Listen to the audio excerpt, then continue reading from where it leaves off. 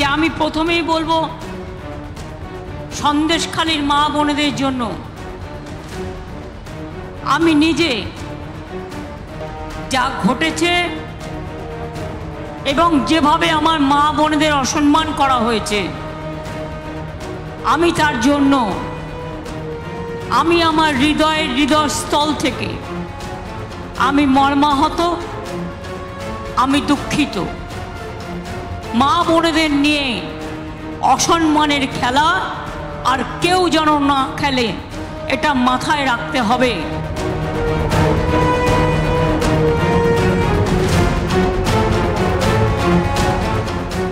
সন্দেশখালী নিয়ে যখন বঙ্গ রাজনীতি তোলপাড়, তখন দূর থেকে বারবার মন্তব্য ছুড়েছেন মুখ্যমন্ত্রী, কখনো শাহজাহানকে নিয়ে, কখনো ভাইরাল ভিডিও নিয়ে। এবার বললেন সন্দেশখালীর মহিলাদের নিয়ে, যারা আন্দোলনে সামিল হয়েছেন, যারা নির্যাতনের অভিযোগ করেছেন। এখানেই শেষ নয়, মুখ্যমন্ত্রীর দাবি সবই নাকি বিজেপির চক্রান্ত। ভোটের আগে বিজেপির প্ল্যান এ সন্দেশখালী বাতিল হয়ে গেছে, মা বোনেরাই বাতিল করে দিয়েছেন। এই জিনিসগুলো বাইরে না আসলে মানুষ বুঝতেই পারতো না অ্যাকচুয়াল বিজেপি চক্রান্তটা কি করে করেছিল। মুখ্যমন্ত্রী আজ কথা বলেছেন সন্দেশখালীর অদূরে বসিরহাটের সভা থেকে। মুখ্যমন্ত্রী যখন দুঃখিত, মর্মাহত, তাহলে সন্দেশখালীতে গেলেন না কেন? প্রশ্ন তুলে সন্দেশখালীর মহিলাদের দাবি তৃণমূলের চক্রান্ত। মহিলা হয়ে মুখ্যমন্ত্রী মহিলাদের অসম্মান করছেন, বিজেপির নামে বদনাম হচ্ছে। টিএমসির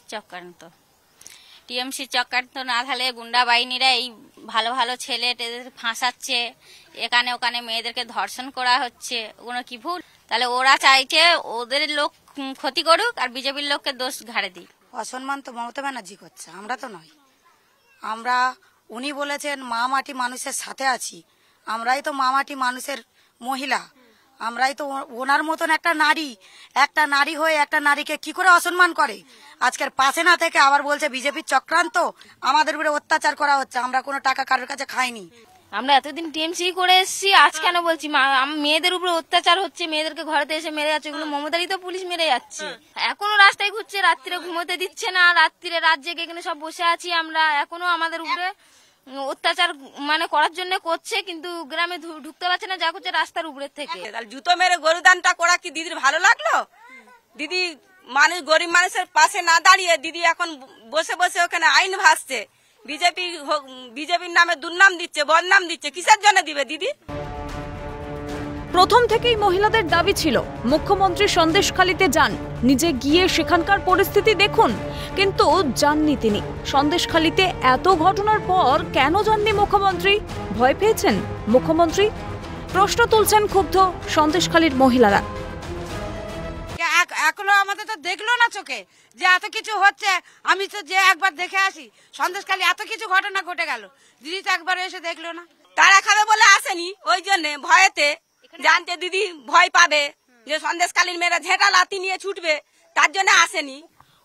উনি এখানে আসলেই ওনাকে তাড়ানো হবে, কারণ ওনার মদতে শাহজাহান সিরাজ এইসব করেছে, ওই জন্য উনি এখানে আসতে পারছেন না। সন্দেশখালী থেকে এত দূরে গিয়ে কেন সভা? দিদির সাহস নেই সন্দেশখালী আসা, কেননা সন্দেশখালীর মা বোনদের দেখে মমতা ব্যানার্জি ভয় পেয়ে গেছে। দীর্ঘদিন তারা যখন আন্দোলন করেছিলেন, প্রতিবাদ করেছিলেন, তাদের উপরে একবারও যেভাবে হামলা হয়েছে, কোনোদিন মমতা বন্দ্যোপাধ্যায় পাশে এসে দাঁড়াননি। ভোটের জন্য তিনি আসছেন ঠিক কথাই, তা সত্ত্বেও সন্দেশখালী থেকে 60 কিলোমিটার দূরে করতে হচ্ছে সভা। সত্যি কি সন্দেশখালী থেকে আড়াল রাখার চেষ্টা করছেন নিজেকে মমতা বন্দ্যোপাধ্যায়? এই প্রশ্ন সন্দেশখালীর সমস্ত মহিলারা একযোগে তুলে ধরছেন।